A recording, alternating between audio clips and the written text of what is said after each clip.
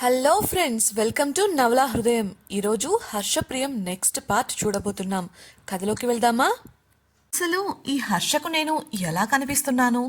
Wait, రాత్రి జరిగింది గుర్తులేదా? అయినా నేను అంత గయ్యాళినా అని అనుకుంటుండగా ఆమెకు మరికొన్ని ప్రశ్నలు ఎదురయ్యాయి. అసలు హర్ష ఎందుకు నాతో ఇలా ఉంటున్నాడు? అతను ఇంతలా నన్ను దూరం పెట్టేలా నేను ఎప్పుడు ఏం చేశాను అని. కొంతసేపటికి ఆమెకు ఈ ఆలోచనలతో నీరసం వచ్చి చల్లగాలి కోసం బయటకు వెళ్ళింది. సాయం వేళ కావడంతో తోట వాతావరణం చాలా ఆహ్లాదకరంగా ఉంది. అలా చూస్తూ ముందుకు వెళ్ళిన ఆమెకు తోటలో రాఘవ పనిచేస్తుంటే అతడి దగ్గరే నిలబడి సరదాగా మాట్లాడుతూ కనిపించాడు హర్ష. ఇన్నాళ్ళు ఆఫీస్లో బాస్గా ఉన్నాడు కాబట్టి ఎంప్లాయీస్తో సీరియస్ లుక్ మెయింటైన్ చేస్తున్నట్లు అర్థం చేసుకుంది. సిటీలో అతడికి పెద్దగా క్లోజ్ ఫ్రెండ్స్ తక్కువ. అఫీషియల్ పార్టీలలో కూడా అతడు గంభీరంగా ఉండటమే ఆమెకు తెలుసు. దాంతో అదే అతడి నైజం అనుకుంది. కానీ ఊరికి వచ్చిన దగ్గర నుండి హర్షను గమనిస్తూనే ఉంది ప్రియా. తనతో తప్ప మిగతా అందరితోనూ నవ్వుతూ నిస్సంకోచంగా మాట్లాడుతున్నాడు కాబట్టి అదే అతడి అసలు నైజం అని తెలుసుకుంది. మరి తనతో మాత్రం ఎందుకలా ఉంటున్నాడు తెలుసుకోవాలని నిర్ణయించుకుంది.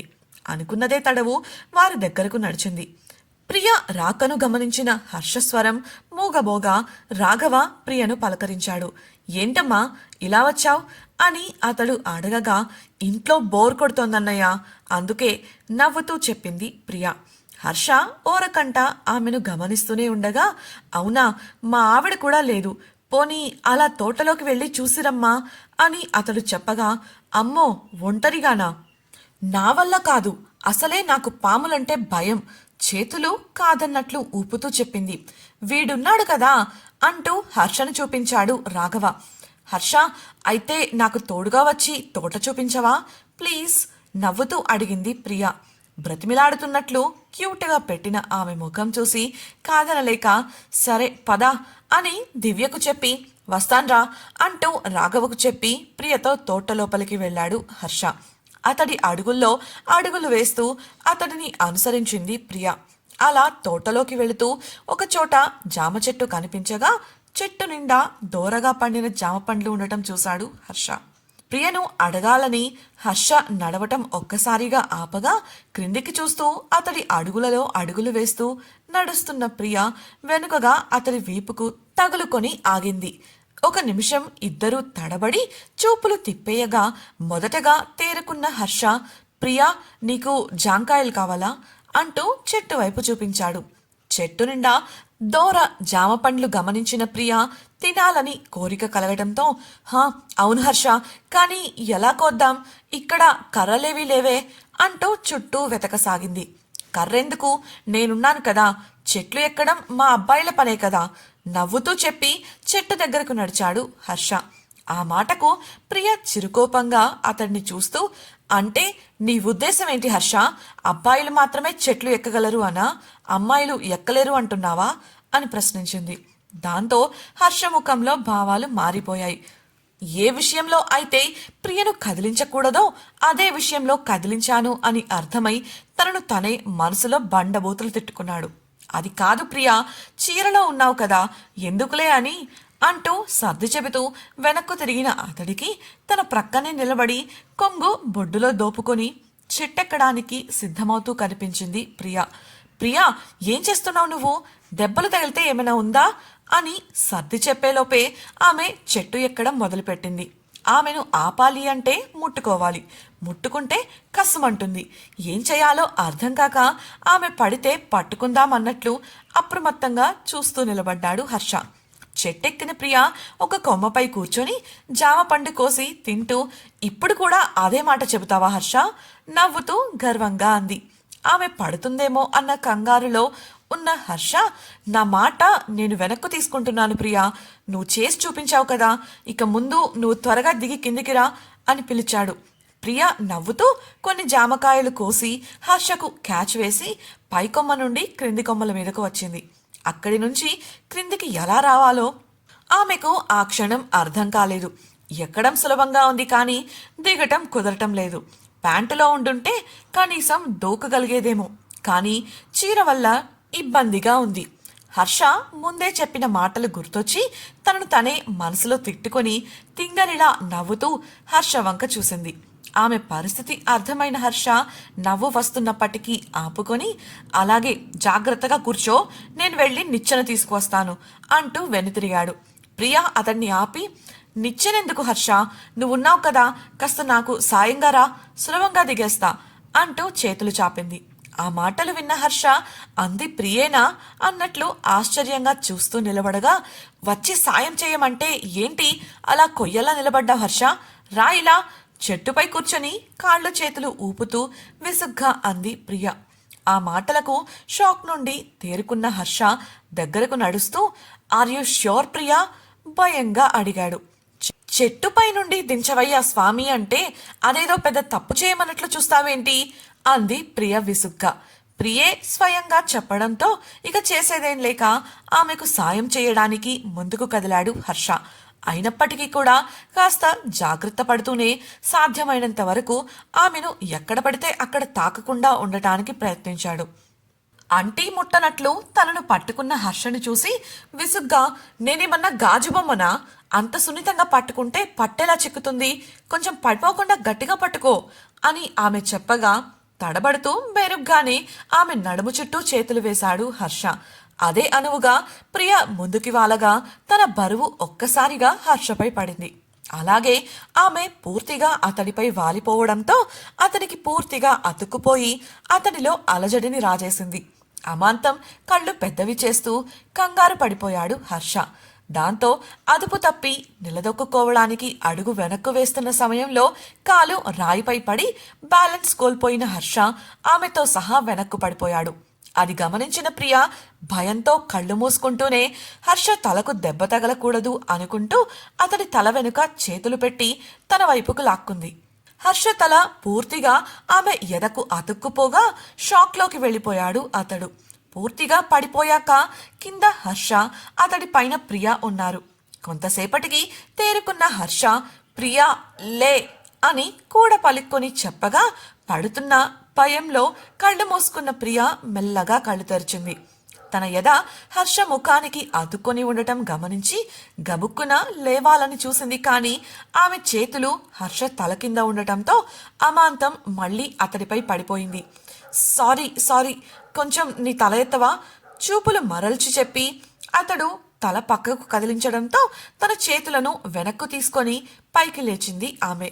చీర చెదరడంతో సర్దుకొని వెనక్కు తిరిగి హర్షకు చెయ్యి అందించింది. అయితే తన్మయత్వంతో కళ్ళు మూసుకొని నేలపై పడుకొని ఉండిపోయాడు హర్ష. తన ఫీలింగ్స్ని నియంత్రించుకోవడానికి ప్రయత్నిస్తూ ఉండగా హర్ష హర్ష అన్న ప్రియ స్వరం వినపడి కళ్ళు తెరిచాడు. తనను లేపడానికి సాయంగా చెయ్యి అందిస్తూ కనిపించింది ప్రియ. అప్పటికే ఊహల్లో ఉన్న అతడు ఆమె చెయ్యి పట్టుకోకుండానే లేచి నిలబడ్డాడు. అందుకు కాస్త నిరాశగా అనిపించి తన చేతిని చూసుకుంటూనే వెనక్కు తీసుకుంది ప్రియ. తన బట్టలకు అంటిన దుమ్ము దులుపుకొని అంతకుముందు ప్రియ కోసిన జామకాయలు చేతికి పుచ్చుకొని వెళ్దామా ప్రియ వంక చూడకుండానే అడిగాడు హర్ష. హర్ష ఎందుకు ఇలా ప్రవర్తిస్తున్నాడు, కనీసం నా వైపు కూడా చూడటం లేదు, మనసులో ఏదైనా ఉన్నప్పుడు నేరుగా చెప్పొచ్చు కదా అనుకుంటూ సరేనని చెప్పి అతడితో ఇంటివైపుకు కదిలింది ప్రియ. గదికి వెళ్లటమే ఆలస్యం. టవల్ అందుకొని ఫ్రెష్ అవ్వడానికి వెళ్ళిపోయాడు హర్ష. ప్రియా నిన్నట్నుంచి తాను వాడిన బట్టలు దండంపై నుండి తీసుకువచ్చి మడతలు పెట్టడం మొదలుపెట్టింది. ఫ్రెష్ అయి వచ్చిన హర్ష నేరుగా ల్యాప్టాప్ అందుకొని మంచంపై కూర్చొని పనిచేయడం మొదలుపెట్టాడు. అదే పనిలో ఉన్న దివ్య కూడా కొంతసేపటికి తన పని పూర్తి చేసుకొని కూర్చోగా ఆమెకు బోర్ కొట్టడం మొదలైంది. సీరియస్గా పని చేసుకుంటున్న హర్ష కనిపించి అతడిని తీక్షణంగా చూస్తూ ఆలోచనలో పడింది. అసలు మా మధ్య ఉన్న బంధం మిగతా భార్యాభర్తలలా ఎందుకు లేదు? ఎక్కడ లోపం వస్తుంది? నేను పెళ్లికి ముందు ఎలా ఉన్నానో ఇప్పుడు కూడా అలానే ఉన్నాను. పెళ్లి జరిగాక చాలా విషయాలు నేర్చుకున్నాను. ఆఫీస్లో తను అందరితో ఎలా ఉంటాడో నాతో కూడా అలానే ప్రవర్తిస్తాడు. కానీ ఇంట్లో అసలు మాకు మాట్లాడుకోవడానికి తీరిక కూడా దొరకదు. అసలు మా సమస్య ఏంటి? ఇద్దరం కాకపోయినా ఒక్కరమైనా మా బంధం గురించి కొన్ని ఎక్స్పెక్టేషన్స్ పెట్టుకొని ఉండాలి కదా. నేనంటే ఆడపిల్లను, ఈయన కూడా ప్రయత్నించలేదు అనుకుంటూ హర్ష వైపు చూడసాగింది. ఎంతసేపటికి తనకు ప్రశ్నలే ఎదురవుతున్నాయి కానీ జవాబులు దొరకకపోవడంతో చేసేది లేక నీరసం వచ్చి బయటకు వెళ్ళింది. అప్పటి వరకు సీరియస్గా ల్యాప్టాప్లో పనిచేసుకుంటున్న హర్ష తల ఎత్తి వెళ్ళిపోతున్న ప్రియ వంక చూశాడు. వామ్మో, ఏంటిది ఇవాళ ఇలా నా వైపే చూస్తూ ఉంది? కొంపదీసి నేను దానికి కోపం వచ్చే పని ఏదైనా చేశానా? అలాంటిదేమీ లేదే. అయినా పని చేస్తున్నట్లు నటించి బ్రతికిపోయాననుకుంటా. లేదంటే ఏం చేసేదో మహాతల్లి రాక్షసి. ఇది ఇంకెప్పటికి మారుతుందో ఏమో. నన్ను ఈ బ్రహ్మచర్యం కష్టాలు ఎప్పటికి వదులుతాయో. దేవుడా కరుణించు స్వామి. నా తర్వాత పెళ్లి జరిగిన వాళ్ళు ఇప్పటికే 4 హనీమూన్లకు వెళ్ళిపోయొచ్చారు. ఒకరిని కని రెండో వాళ్లను కనడానికి ప్లాన్ చేస్తున్నారు. ఏం పాపం చేశానని నాకీ శిక్ష స్వామి? మనసులో అనుకుంటూ ఫోన్ చేతికి తీసుకుని అందులో ఉన్న దివ్య ఫోటోలు చూసుకుంటూ ఉండిపోయాడు. గుమ్మంలో నిలబడిన ప్రియకు ఇంటి ఆవరణలో కడుపుతో ఉన్న అపర్ణను జాగ్రత్తగా చెయ్యి పట్టుకొని నడిపిస్తున్న రాఘవ కనిపించి వారిని డిస్టర్బ్ చేయడం ఇష్టం లేక కాసేపు మౌనంగా వరండాలో కూర్చొని వారిని గమనిస్తూ ఉండిపోయింది. అబ్బా చాలు బావా, ఇకపై నడవటం నా వల్ల కాదు అని అపర్ణ విసుక్కుంటుంటే, మనం నడవటం మొదలెట్టి 5 నిమిషాలు కూడా కాలేదు, అప్పుడే అలుపా? నువ్వే అన్నావు కదా రోజు కనీసం అరగంట సేపు నడవాలి, అప్పుడే సుఖప్రసవం అవుతుందని డాక్టర్ చెప్పారని. అలా అలసిపోతే ఎలా? ఇంకాసేపేగా అంటూ సముదాయిస్తున్నాడు రాఘవ. ఆపసోపాలు పడుతూ నడుస్తుంది అపర్ణ. 5 నిమిషాలు గడిచాక ఆమె అలసిపోవడం చూసి, ఇలా వచ్చి కూర్చో, అలుపు తీర్చుకొని మళ్ళీ నడుద్దువు గాని అని రాఘవ జాగ్రత్తగా అపర్ణను పక్కనే ఉన్న అరుగు మీద కూర్చోబెట్టాడు. ఆమె కాస్త హాయిగా ఊపిరి తీసుకుంటుంటే తన భుజాన ఉన్న తువ్వాలుతో ఆమె ముఖం మీద చెమటలు తుడిచాడు. అపర్ణ ముఖం అతడి ప్రేమతో కాంతులీనగా అతడి భుజంపై తలవాల్చి చెయ్యి పట్టుకొని సేద తీరింది. అపర్ణ, ఇక్కడుండి ఒంటరిగా ఇలా కష్టపడడం ఎందుకు? ప్రసవం అయ్యే వరకు మీ అమ్మ దగ్గర ఉండొచ్చు కదా అని అడగగా కోపంగా చూసింది ఆమె. ఆమెను బుజ్జగిస్తూ, అది కాదే, నేను పొలం పనిలో ఎప్పుడు ఎక్కడ ఉంటానో కూడా తెలీదు. నువ్వు అక్కడుంటే మీ అమ్మ నిన్ను కనిపెట్టుకుని ఉంటుంది. నాకు కూడా నువ్వు ఎలా ఉన్నావు, తిన్నావా లేదా అనే కలవరం ఉండదు. ఇక్కడైతే నువ్వే ఇంటి పని వంట పని అంతా చూసుకోవాలి. నాకు కూడా నిన్ను దూరంగా పంపడం ఇష్టం లేదు, కానీ నీ మేలు కోరి ఈ ఆలోచన చేయక తప్పట్లేదు అని వివరించాడు. అపర్ణ బుంగమూతి పెట్టి, ఏమో బావా, నిన్ను ఇక్కడ ఒంటరిగా వదిలి వెళ్ళడం నాకిష్టం లేదు.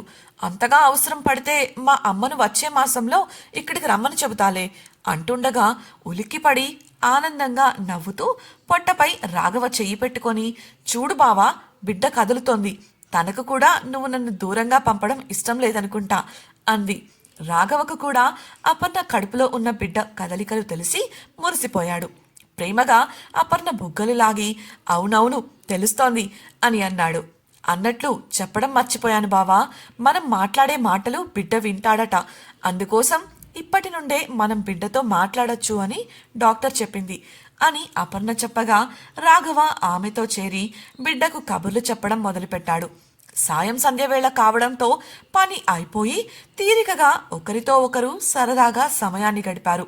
వారిని దూరం నుండి గమనిస్తున్న ప్రియ తమ బంధం కూడా ఇలా ఉంటే ఎంత బాగుండు అని అనుకొని ఇంట్లోకి వెళ్ళిపోయింది. ఇంతకీ వీళ్ళ సమస్య ఏంటి? వీళ్ళు ఎప్పటికి కలుస్తారు? తెలుసుకోవాలనుకుంటే హర్షప్రియం నెక్స్ట్ పార్ట్ వినేయండి. ఛానల్ను సబ్స్క్రైబ్ చేయడం మర్చిపోవద్దు. అలాగే మీకు ఈ వీడియో నచ్చినట్లయితే లైక్ చేసి మీ సన్నిహితులకు షేర్ చేయండి. మీ అభిప్రాయాలను మాతో పంచుకోవడం కోసం కామెంట్ సెక్షన్లో తెలియజేయగలరు. ఇట్లో మీ నవలా హృదయం team. Thank you for listening.